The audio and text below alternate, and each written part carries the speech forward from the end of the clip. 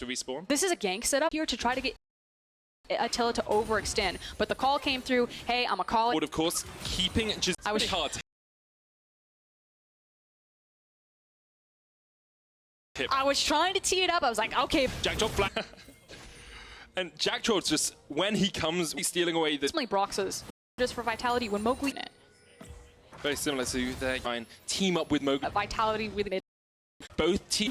A tower there. Jackdaw, that was bad. Okay. Unbreakable Will comes take out, it back. but goes. We spoke too long. We dove a tower. It was all that delicious fiber for skewing. That's what he was going for. When we get the replay, you can see. We'll have a look at Jackdaw. Okay. So I kind of understand. And some gold. Wanted is they wanted to be able to fight over an early dragon by using TP from 20 CS lead forward about the side lanes that we want to see. But will it actually pay off in the end? That's always the question. When you see a team invest this much into one of their players, you have to question whether it will pay dividends. Now, I do want to point out that Schalke know that Vitality... He could try and force it. That's a very Vitality thing to do. We saw them do it a lot in game one. For the time being, he's going to go down towards the bottom side where Schalke actually have total vision. He's going to try and face up Jackdaw, gets him in the realm of death and takes him out. Ragnarok used here by Cabochard as Odo now caught out by... The one fight, they've got the minion with... The binding does. It's only on to Mowgli. Odo taken. The minute mark comes across, so Vitality found all of the advantage they could out of that Rift Home. Yeah, they are currently... Lands, but Cabo will take one. He'll fall in response. And share the look at the start of this fight, because as Jackdaw engaged, you started shaking your head first. Yeah, Vitality wanted to have happen over the first Infernal, but they missed their window to fight for it, but they still get advantage over the last 5 minutes, but they're barely holding on to the... Just a little bit more gold in Schalke's pockets. Now, a 600 gold lead, and because of that, Schalke find a kill, and they're kind of just stepping into the faces of Vitality now. They know if Cabochard's not around, if Jizuke is... Because you have the mobility of a champion like Akali, so they're going to have that free, I guess, step forward, step into their faces is what you said. On upset, Hextech Gunblade on Abadage.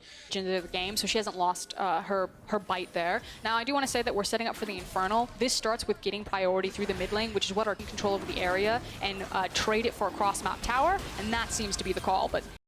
As he's looking to take that bot lane tower. Pops the stopwatch, but the boomerang blade will in control for Vitality, but because they didn't connect with some of those key... in a side lane. If Odo can't step up to him with the Seekers up... The reality is that because you have so much mobility pressured onto the bot lane by the Olaf, like if Schalke can't dodge 3 members... Spell shield used by Attila. The root still lands onto Jackdaw. Abadage compete! Oh.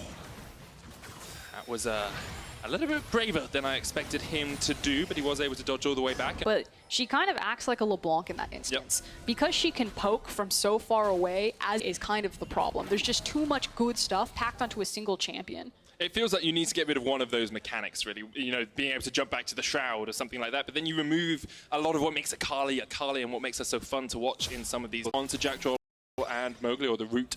Jizuke still has that. Better off Schalke on the top side. Coming in, Jackdaw has the unbreakable win, but now the fight is going to erupt. Shout tower, lots of pings coming down. Yeah, inside track on the mid lane. They should be able to get at least...